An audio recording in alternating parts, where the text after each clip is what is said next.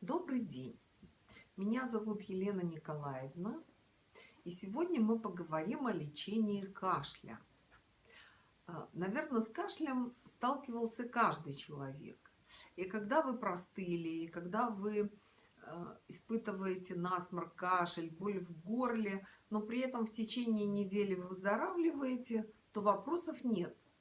Но нередко, вот видите, я тоже даже могу кашлянуть, но нередко к нам в центр обращаются люди, которые кашляют месяцами, а иногда годами. Но мы в первую очередь поговорим о кашле затянувшемся.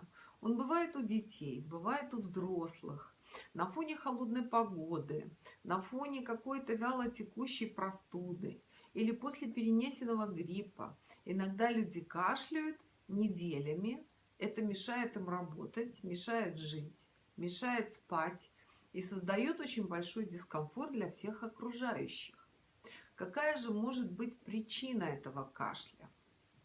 Ну, во-первых, одной из причин кашля может быть действительно хронический вялотекущий воспалительный процесс, который может быть в горле, может быть в трахее, может быть в бронхах. И в нашем медицинском центре «Надежда» у нас есть хорошая возможность провести диагностику, разобраться в причинах этого кашля и, безусловно, эффективно провести его лечение. Я очень удивлю вас, если скажу, что иногда кашель бывает даже на нервной почве. Человек простудился, он до конца не вылечился, кашель остался, и потом он продолжается на протяжении многих месяцев. И уже превращается в невротический кашель, когда горло не беспокоит, когда трахея в порядке, бронхи тоже, но при этом кашель и кашель. Это бывает у взрослых, это бывает у детей. Это всех беспокоит. Человек ищет причины этого, он делает обследования, делает анализы крови, принимает антибиотики. И нередко это вызывает постоянную тревогу и беспокойство. Что в этом случае делать?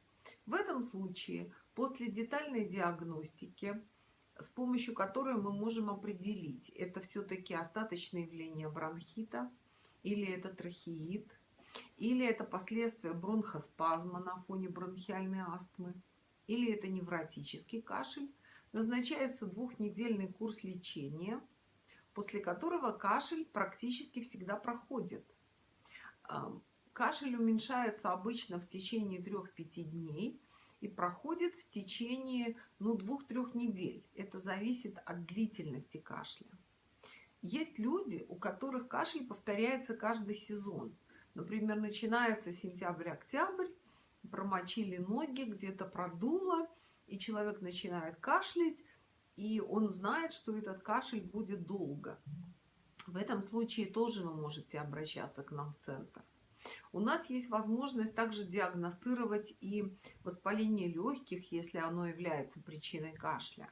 И в этом случае, конечно, мы не ограничимся только своим лечением. Мы порекомендуем еще какие-то более эффективные дополнительные методы, если это воспаление легких. Хотя в нашей практике есть много случаев и излечивания даже от воспаления легких. От воспаления легких мы лечили беременных женщин, которым нельзя принимать лекарства. Мы лечили кормящих мам, которым нежелательно принимать лекарства.